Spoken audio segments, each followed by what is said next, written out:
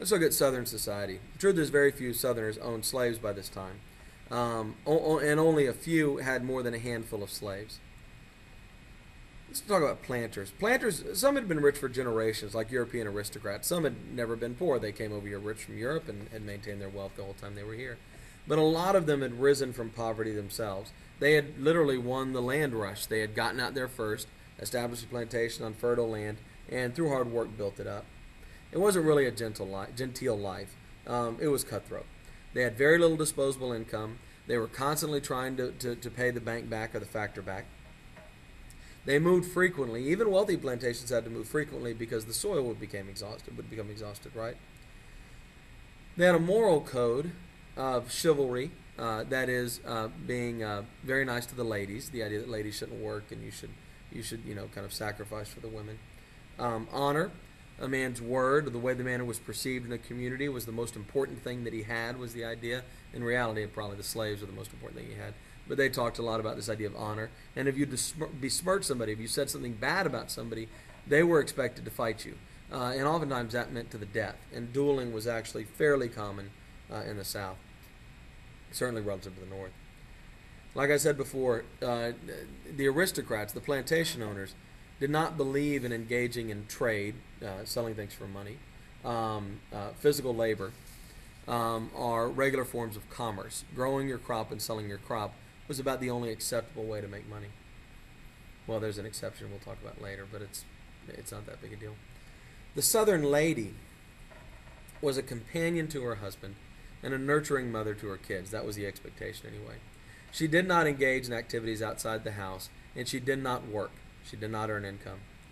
She was expected to be defended by her man and expected to do what her man told her to do. She was far more marginalized than in the North. Women were sort of possessions, and even though there was this paternalistic attitude, we'll protect you, women were not supposed to speak up or argue. George Fitzhugh, Southern theorist, I guess, essayist, would say, women, like children, have but one right, and that is the right to protection. The right to protection involves the obligation to obey. So, women, the men are going to protect you, but you will do what you're told. The women are geographically isolated. Plantations are far apart from each other. You can't have a lunch club because people live miles away from each other. Women would be engaged in spinning and weaving, making clothes and that sort of thing, and supervising the house staff. But even those roles declined over time, and women did less and less in the South. These are wealthy women. This does not apply to poor women, and certainly not to slave women. There were a few private academies that would train women how to be wives, but otherwise there were no real educational opportunities.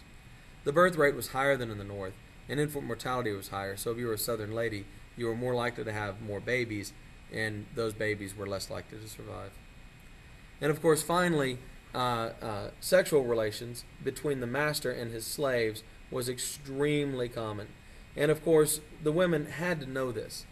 And if a slave was attractive, she would be made a house slave. One thing, then easy access, but also because then she would her beauty would last longer. And so women were in charge of a house staff full of slaves, of female slaves, who their husbands and their sons and their fathers were very likely having sex with. And that had to be difficult for Southern ladies to deal with. Regular folk, the plain folk, were called yeoman farmers. This means subsistence farmers. They weren't selling anything or buying much. They basically grew what they needed. This was the largest class of whites in the South. Most grew cotton. Some might own a slave or two. They lived a life of constant debt.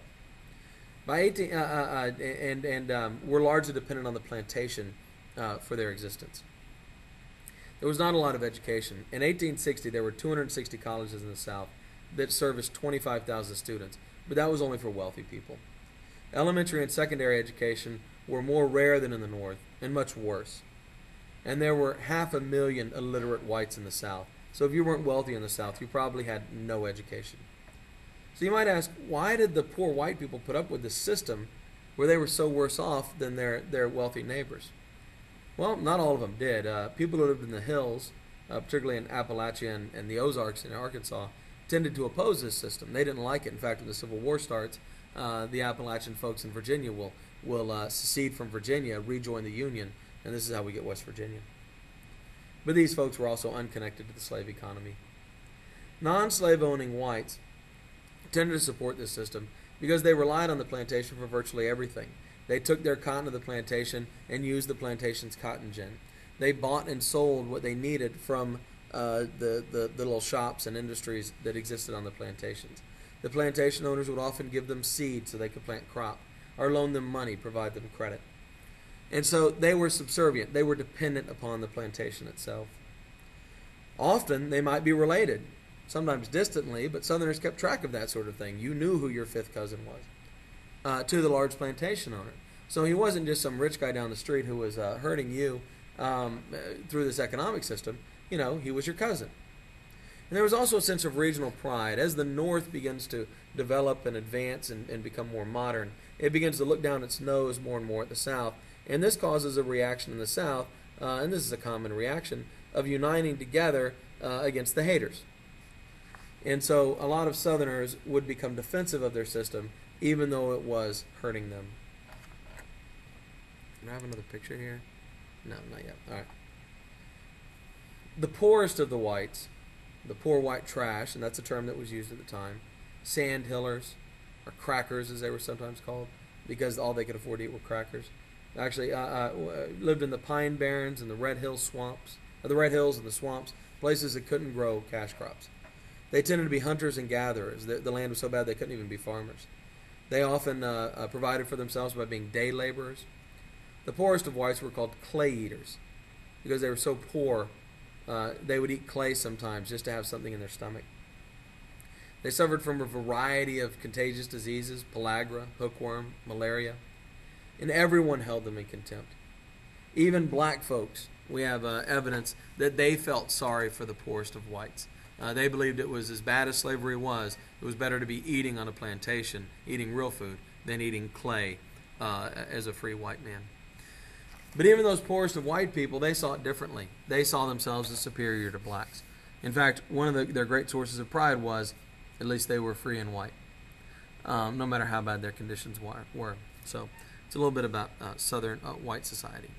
We'll look at black society as we go forward.